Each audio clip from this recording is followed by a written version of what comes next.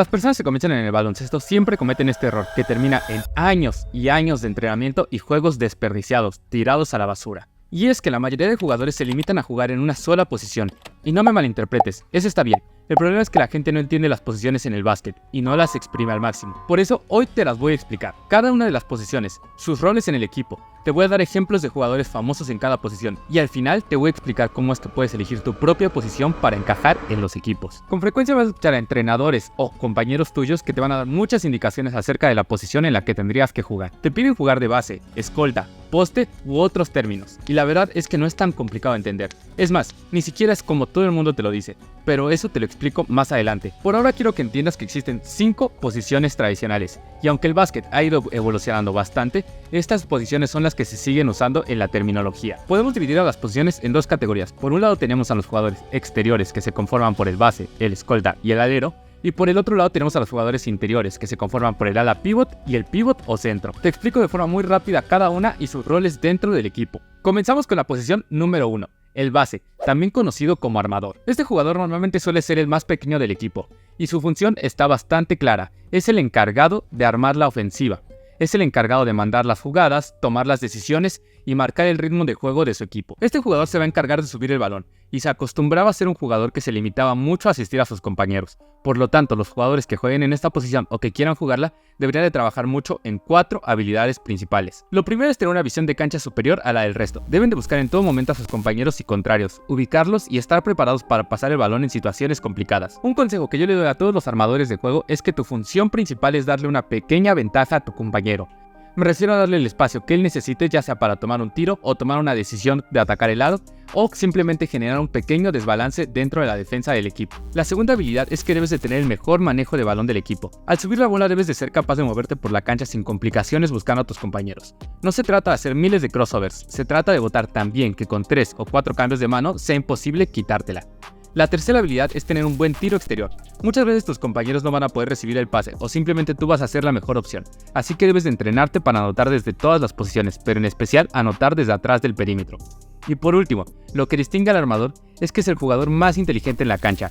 Debes de entrenar tu capacidad de decisiones, entender si lo mejor para tu equipo es pasarla a tu escolta para un tiro o al poste para jugar en la pintura. Tal vez lo mejor sea tomar un tiro o dar unos 2 botes más. Los bases deben de tomar las mejores decisiones en la cancha. Si tú quieres ejemplos de jugadores que jueguen en esta posición al pie de la letra, lo puedes observar en Chris Paul, Facundo Campazzo o Steve Nash también es un buen ejemplo a seguir. Por otro lado tenemos las bases un poco más diferente y con otro tipo de habilidades, como Kyrie, que se distingue mucho en su manejo de balón, Curry, que se distingue mucho al momento de estar tirado de 3, o Russell Westbrook, que es un base muy diferente y se aprovecha mucho de la explosividad que tiene. Pero de estos jugadores vamos a hablar más adelante. Posición número 2, la posición de escolta. Este jugador sigue siendo un jugador exterior, es decir, se sigue acostumbrando a que sea un jugador pequeño para la media. La función principal de esta posición es estar tomando tiros constantemente, es decir, si tú juegas de escolta, normalmente debes de ser el tirador de tu equipo. A pesar de que su función principal es la de estar tirando, aún así debe de cumplir con otro tipo de características para ser un jugador más completo. Para empezar, el escolta también debe de tener un gran manejo de balón, pues es muy común que cuando el base está muy presionado, el escolta sea el que corra la ofensiva, y es su turno de marcar el ritmo del juego. Además, como se supone que es muy parecido al base, solo que un poco más fuerte, también debe de poder atacar hacia la pintura con facilidad, tener un buen tiro en la media distancia y de esta manera aumentar el espacio que le dan en su zona más letal, el tiro de 3 puntos. Esta posición es muy divertida de jugar, y aquí podemos encontrar a muchísimos de los mejores jugadores de todos los tiempos, empezando por Klay Thompson o James Harden, que como te comento son jugadores que están en todo momento tirando desde el perímetro, hasta jugadores que han marcado la historia como Kobe Bryant y por supuesto Michael Jordan. Estos últimos, a pesar de ser buenos tiradores desde el exterior, se mantenían buscando la pintura o el juego de 2 puntos. Así que como puedes ver, esta es una posición muy versátil y una de las que más llama la atención a la hora de jugar. Última posición de los exteriores, la número 3. Se trata del alero. Como podrás notar, esta posición está justo en medio de las dos categorías. El 1 y el 2 son los jugadores más pequeños y el 4 y el 5 son los jugadores más grandes. Entonces, el número 3 se convierte en un jugador, por así decirlo, todoterreno. El alero debe de ser un jugador bastante fuerte y atlético. En la defensa debe de ser capaz de cubrir todas las posiciones de una forma decente, es decir, debe de poder cubrir al alero del otro equipo, pero también al base o al jugador más grande abajo de la pintura. Mientras que en la ofensiva debe de ser el jugador con el arsenal más completo a la hora de tener el balón. debe contar con un tiro de 3 arriba del promedio, no al nivel de un base o un escolta, pero sí bastante cerca. Por otra parte, debe de ser capaz de atacar hacia el aro con mucha fuerza, debe de dominar el tiro de media distancia y también tener un buen juego de pies para postear. Sé que esto suena a que el alero debe de hacer de todo, y en cierta manera es algo así. En las ligas profesionales vemos a los aleros que se especializan en algo, algunos en los tiros largos, otros en el juego más físico. A pesar de esto, los aleros deben de estar totalmente preparados para tomar cualquier oportunidad en la ofensiva que se les permita. El ejemplo más claro de un juego de alero es LeBron James. LeBron es un jugador que tiene la fuerza suficiente para defender a cualquier jugador, sin importar el tamaño. Además de esto, durante años lo hemos visto atacar la pintura con fuerza, jugar de espaldas al aro y tomar tiros desde la línea de 3. Es un jugador todoterreno, porque así lo exige su posición. Otro ejemplo más reciente es Jason Tatum, el actual campeón de la NBA. Tatum es un alero que por el estilo de los Celtics tira muchos triples, pero en más de una ocasión lo hemos visto ir con fuerza hacia el aro, atacar con Eurosteps y un sinfín de recursos ofensivos. Por lo tanto, un alero es un todoterreno. Entramos a las posiciones de los interiores, los hombres grandes. Comenzamos con el número 4, el ala pivot. Aquí entramos a la zona de los jugadores más grandes del equipo. Normalmente el ala pivot es un jugador fuerte, pero también muy atlético. Su rol principal a la ofensiva sería la de estar atacando constantemente el aro desde diferentes zonas de la línea de 3 puntos. Los dos jugadores a los que puedes observar para entender bien esta posición son Giannis Antetokounmpo y Anthony Davis, por lo menos cuando está sano.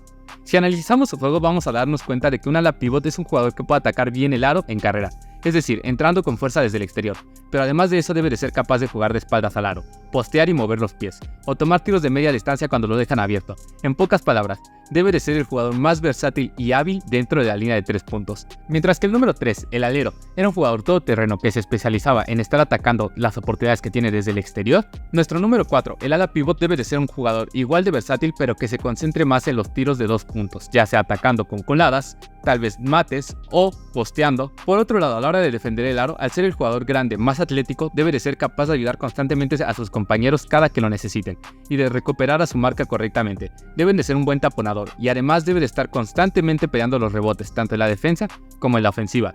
Así que si eres un jugador bastante alto, recuerda, normalmente esta posición ataca el aro con habilidad y atletismo, a diferencia del centro, que abusa más de la fuerza. Vamos a ver esa posición. Llegamos a la posición número 5, el pivot, también conocido como centro. Normalmente esta posición la ocupa el más grandote del equipo, el más pesado y el más fuerte. Y por regla general se tenía establecido que este jugador tenía que estar jugando todo el tiempo cerca del aro para abusar de esta habilidad física. Esta ha sido la posición que más ha ido evolucionando con el tiempo y tenemos cientos de exponentes para analizar y entender cuál es la función de esta posición. Empezando por jugadores como Kareem Abdul-Jabbar, que abusaron de su altura con un gran juego de pies y tiros finos cerca de la canasta, hasta jugadores como Shaquille O'Neal, que se encargaban de hundir a su defensa hasta abajo del aro, donde ya no los podían defender gracias a su peso y fuerza.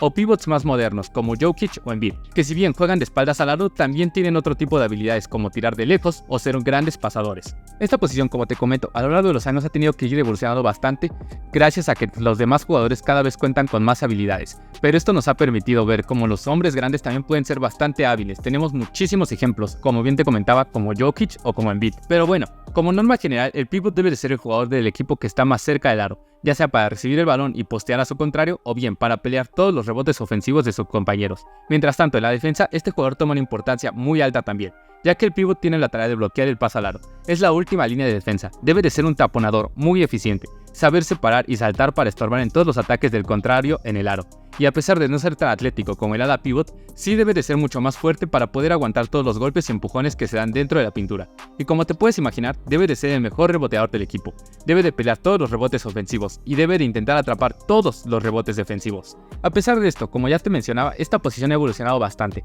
y no es la única, las otras 4 también han ido evolucionando junto con ella, así que nos surge la duda de, ¿las posiciones realmente importan? Y mi opinión es que realmente las posiciones no sirven para nada, al menos en el básquet moderno y hasta cierta edad. Como tú mismo podrías haber notado a lo largo del video, estas posiciones se crearon y se basaron en la altura y el peso de los jugadores. Si tú eres el más chiquito, te tocaba jugar de base, sin importar si eras un buen tirador y atacabas bien el aro. Tu función era pasar el balón, no te podías salir de ahí. Si eras muy alto y pesado, te tocaba jugar de poste o pivot. El entrenador no le importaba si tú tenías mala coordinación para postear o simplemente tenías un tiro privilegiado de 3. En automático te encasillaban en una de las 5 posiciones según tus características físicas.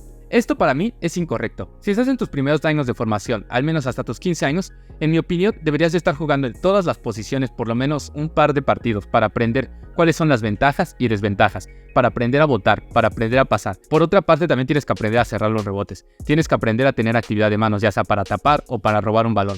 No es correcto que te encasilles en una posición desde que inicias a jugar. Deberías estar explorando todas las posibilidades que tienes. Es cierto que conforme pases a esta edad y ya tengas unos 16, 17, 18, 20, 25 años, poco a poco se van a ir notando más las capacidades físicas. En el básquet moderno las posiciones no se siguen al pie de la letra. Por ejemplo, jugadores como Steph Curry son el base de su equipo, pero él no ordena la ofensiva. Lo hace Draymond Green, que es el ala pívot del equipo. Es simple. Green tiene una mejor toma de decisiones, mientras que Curry es mucho mejor anotando, así que cambias los roles con otras posiciones. Por otro lado, jugadores como Jokic, que son el jugador grande, juega desde el perímetro muchas veces para pasar el balón. Karl Anthony Towns es un pívot que se dedica a tirar de 3 puntos. Luka es un jugador exterior que normalmente juega de base o escolta y aún así se dedica a postear y jugar de espaldas en todos sus partidos. Así que en lo personal no te recomiendo que aprendas a jugar en una posición. Lo que yo te recomiendo es que elijas a unos 3 jugadores a seguir. No importa si son jugadores NBA, si son jugadores de la Liga Española o es más, si son jugadores más grandes de tu propio club. La idea es que los analices y trates de tomar piezas de su juego que te gusten y formar tu propio estilo de juego. Obviamente, si yo elijo a Steph Curry, Kyrie Irving y Facu Campazzo, por ejemplo, voy a tener que entrenar muchísimo mi dribbling, mi tiro exterior y cómo atacar la pintura sin ser tan atlético. No importa mi tamaño, ese va a ser mi estilo de juego. Puedo medir unos 65 o 2 metros. Lo importante es que tenga una buena base general y ser un especialista de esas 3 habilidades. Y de esta manera tú puedes crear tu propia posición. Por ejemplo, con un estilo de juego como el que describíamos, basado en un estilo de juego de Steph Curry, Kyrie Irving y Facu Campazzo, la mayoría de gente te va a decir que juegas de base. Tú puedes decirles que sí, pero a final de cuentas tú sabes que estás jugando tu propio estilo de juego y que en todo momento te mantienes aportando tu granito de arena al equipo. A final de cuentas, esto se trata de tener un buen tirador, de tener un buen pasador, de tener un buen defensa, un buen reboteador. Existen muchísimas habilidades en las cuales tú puedes ir destacándote para poder ayudar a tu equipo. No se trata de decir yo juego de base y me limito a hacer esto. Se trata de crear un estilo de juego que ayude a tu equipo y compense las debilidades que tienen ellos y resalten tus fortalezas.